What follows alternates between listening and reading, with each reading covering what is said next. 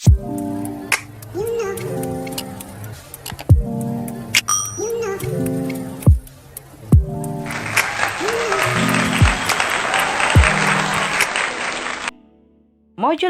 Grade 3 Mathematics videos. Milk-based by Math Yeshua.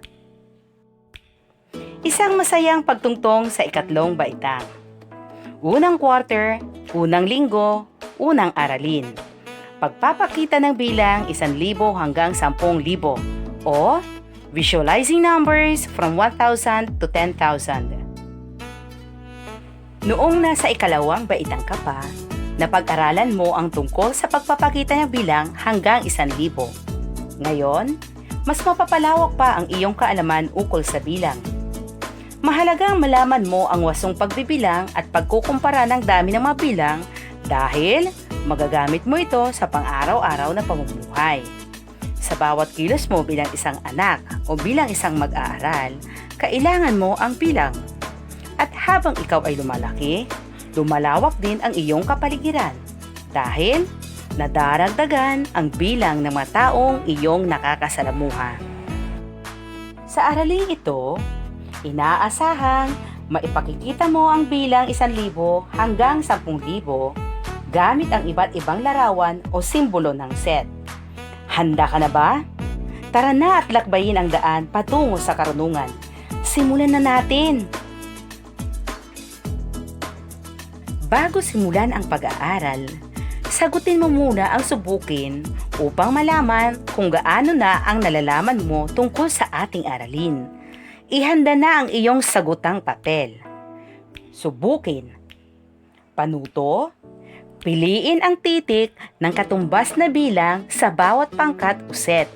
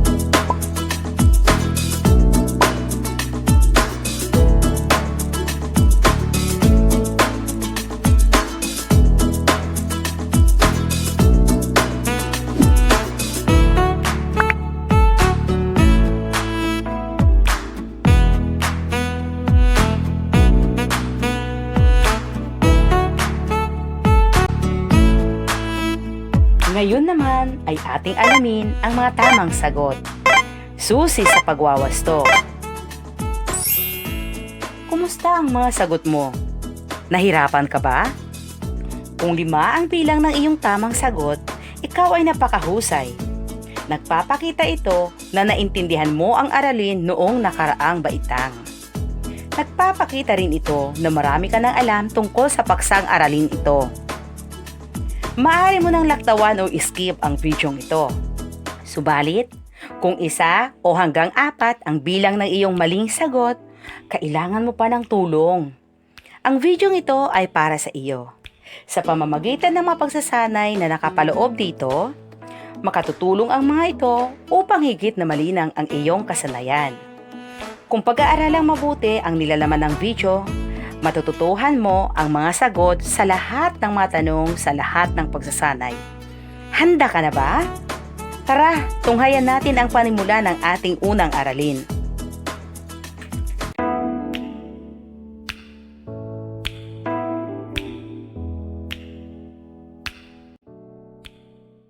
Magbalik-aral muna tayo. Panuto. Piliin ang titik ng katumbas ng bawat pasalitang bilang. Unang bilang. Alin sa mga ito ang 194? Alin ang sagot? Tama! Titik A. Ikalawang bilang. Alin sa mga ito ang 240? Alin ang sagot? Tama. Titik C. Ikatlong bilang. 605. Alin sa mga ito ang sagot? Tama. Titik D. Ikaapat na bilang. 845. Alin sa mga ito ang sagot? Tama. Titik C. Ikalimang bilang. 931. Alin kaya sa mga ito ang sagot? Tama.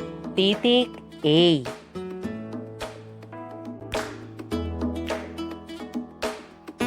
Tuklasin. Ang nasa larawan ay ang bilang ng mga Pilipinong nagkaroon ng sakit na COVID-19. Kaya mo bang tukuyin kung ilan sila? Ilan kaya ang bilang ng mga Pilipinong nagkaroon ng sakit na COVID-19 noong 5 ng Mayo, 2020?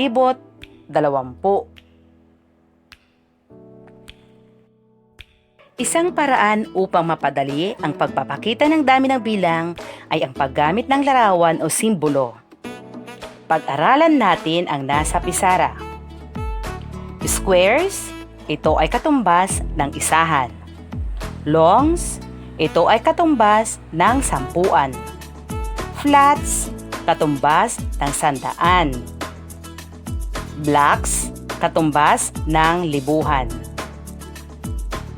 1, 2, 3, 4, 5, 6. Tayo ay may 6 na isahan o 6 na squares. Ang 6 na squares ay may katumbas na bilang na 6. 1, 2, 3, 4, 5, 6, 7, 8, 9, 10. Tayo ay may 10 isahan o 10 squares. Kapag pinagsama-sama ang 10 squares na ito, tayo ay makakabuo ng isang long. Isang 10 o isang long, yan ay may tumbas na 10. Isang 10, 2 10, 3, 4, 5, 6, 7, 8, 9, 10. Tayo ay may 10 o 10 longs. Kapag pinagsama-sama, ito ay makakabuo ng isang 100 o flat. Ito ay halimbawa ng isang 100 o flat. Kung bibilangin, ang isang flat ay meron siyang 100 squares. 1, 2, 3, 4, 5, 6, 7, 8, 9, 10. Tayo ay may 10 flats o 10 sandaan. At ang mga ito ay makakabuo ng isang 1,000 o isang block. Ang isang block ay may bilang na 1,000 squares. Ito ay isang halimbawa ng isang block. Ulitin natin. Ang isang block ay may katumbas na 1,000 squares. Tuklasin. Noong 5 ng Mayo, 2020, tinatayang may 9,684 ang bilang ng mga taong tinamaan ng sakit na COVID-19 sa Pilipinas. Gaano kaya kalaki ang bilang na ito? Sagutin natin ito sa pamamagitan ng mga larawan. Isang block, 2, 3, 4, 5, 6, 7, 8, 9. Tayo ay may 9 na blocks. Ang 9 na blocks ay may tumbas na 9,000. 1, 2, 3, 4, 5, 6. Ang 6 na flats ay tumbas ng 600. 1, 2, 3, 4, 5, 6, 7, 8, dalawa, tatlo, apat, lima, anim, pito, walo. Ang 8 longs ay may tumbas na 80. Isa, dalawa, tatlo, apat. Ang 4 na squares ay tumbas ng 4. Anong bilang ang ating nabuo? Mga bata, sabay-sabay nating basahin. 9,684. Ulitin natin. 9,684. Sa pagpapakita ng dami ng bilang, maaari ring gamitin ang number disk. Upang matumbasan ang bilang na 9,684,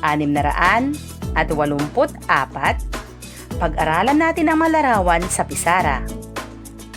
1,000, 100, 10, isa. Pansinin, 1,000, 2,000, 3,000, 4, 5, 6, 7, 8, 9. 9,000. 100, 200, 3, 4, 5, 6. 600. 10, 20, 3, 4,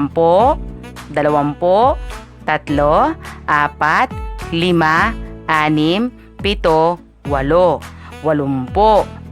80. 1, 2, 3, 4. Anong bilang ang ating nabuo? Tama!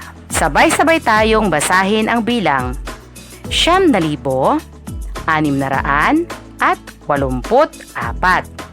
Bigkasin natin. 9,684. Isa pang paraan ng pagpapakita na bilang ay ang paggamit ng bigkis ng straw. Isang piraso, isang tali o bigkis ng 10, isang bigkis ng 100, isang bigkis ng 1,000. Pansinin. Isa. Isang piraso ng stick. Isa, 2, 3, 4, 5, 6, 7, 8, 9, 10. Ang 10 piraso ng straw ay makakabuo ng isang bigkis ng 10. Isang 10, 2 10, 3, 4, 5, 6, 7, 8, 9, 10. Ang 10 ay makakabuo ng isang bigkis ng 100. Ngayon naman ay magbibigay tayo ng iba pang halimbawa gamit ang ating mga napag-aralan tungkol sa squares, longs, flats, blocks, number disk, at bigkis ng straw. At para sa squares, longs, flats, and blocks, mga bata, tayo ay magbilang. Isang block, 2, 3, 4, 5, 6, 7. 7 blocks, 7,000. Isa, 2, 3, 4, 4 na flats, 400. Isa, 2, 3, 4, 5, 6. 6 na longs, 60. Isa, 2, 3, 4, 5. 5 squares, 5. Ano ang ating nabuong bilang? Ano ang sagot? Tama! 7,465. Sunod na halimbawa, paggamit ng number disk. 1,000, 2,000, 3, 4, 5, 6, 7. 7,000. 100, 200, 3, 4, 5, 6. 600. 10, 20,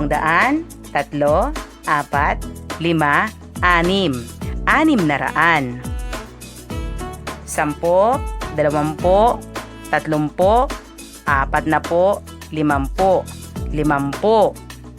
Isa, 2, 3, 4, 5, 6, 7, 8, 9. Ano ang sagot? Tama. 7,650. Iba pang halimbawa gamit ang bigkis na straw. 1,000, 2,000, 3, 4, 4,000. 100, 200, 3, 4, 5, 6. 600. 10, 20,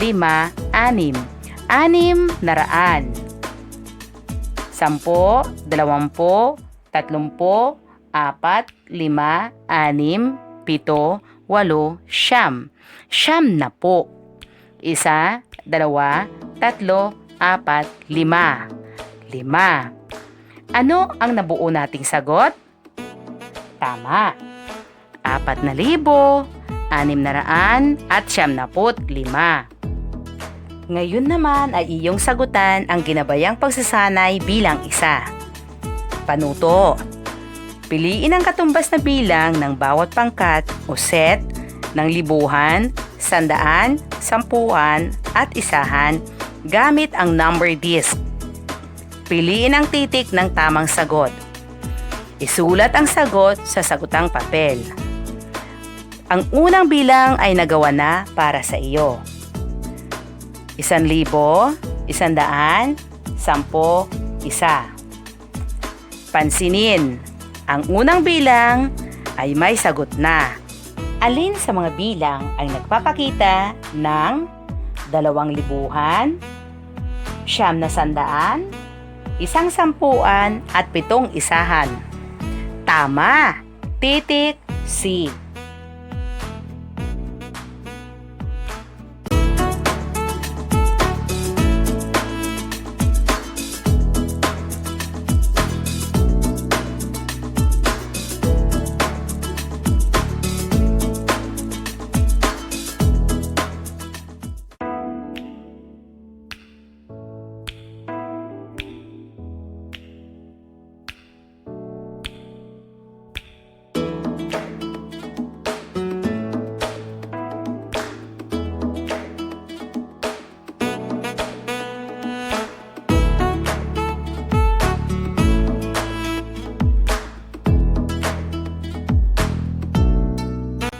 Ngayon naman ay iwasto ang iyong sagot.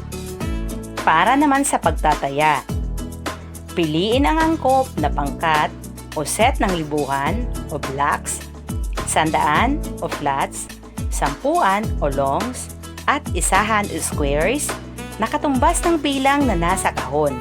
Isulat lamang ang titik ng tamang sagot sa sagutang papel.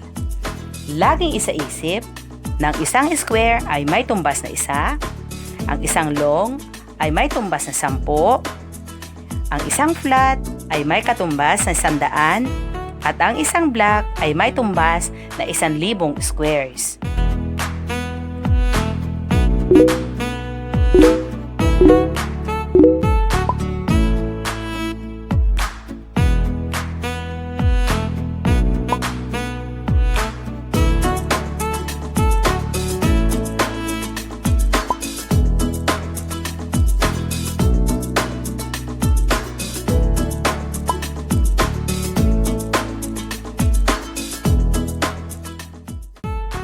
Ngayon naman ay iwasto ang iyong sagot.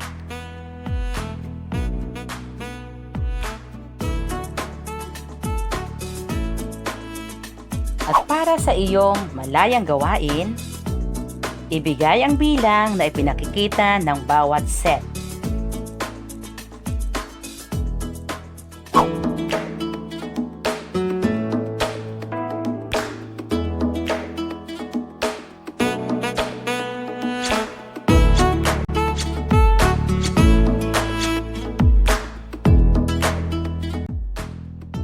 Sunod na gawain, pagtataya 1. Panuto, tukuyin kung ilan ang bilang ng mga taong nagkaroon ng COVID-19 sa ilang bansa sa Asia ayon sa ipinakikita ng bawat pangkat o set.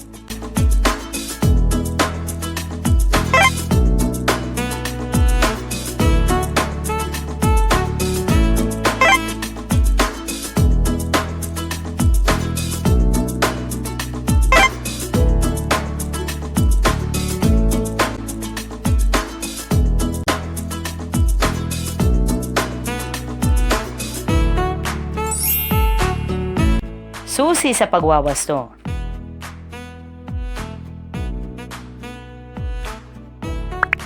Mga bata, ano ang inyong natutunan sa araw na ito? Tama! Sa pagpapakita ng bilang 1,000 hanggang 10,000, maaaring gumamit ng libuhan o blocks, 100 o flats, 10 o longs, at isahan o squares.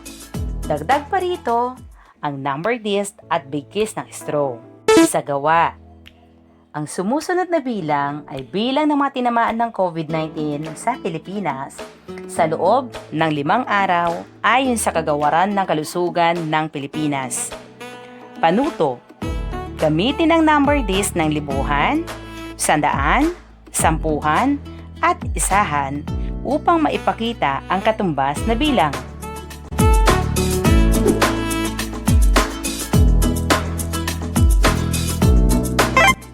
Susi sa pagwawasto. Para sa inyong pagtataya, isulat ang katumbas na bilang ng bawat pangkat o set ng libuhan, 100, 10, at isahan gamit ng lahat ng paraang ating pinag-aralan sa araw na ito.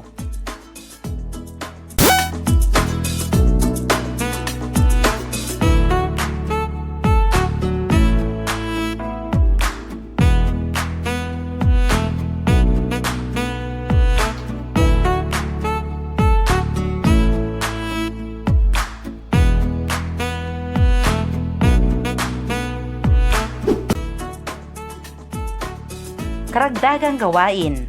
Narito ang gulong ng mga gastusin ng pamilya Guway.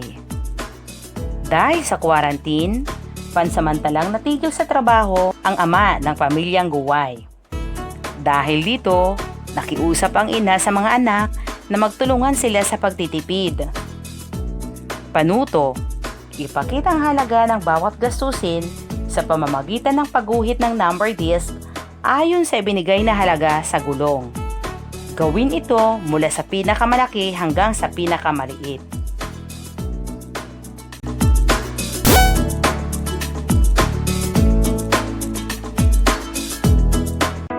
Ngayon naman ay iwasto ang iyong sagot.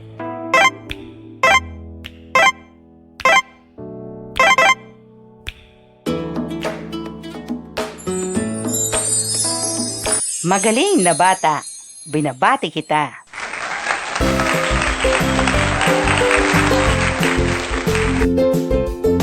Ngayon, ihanda ang sarili para sa susunod na aralin.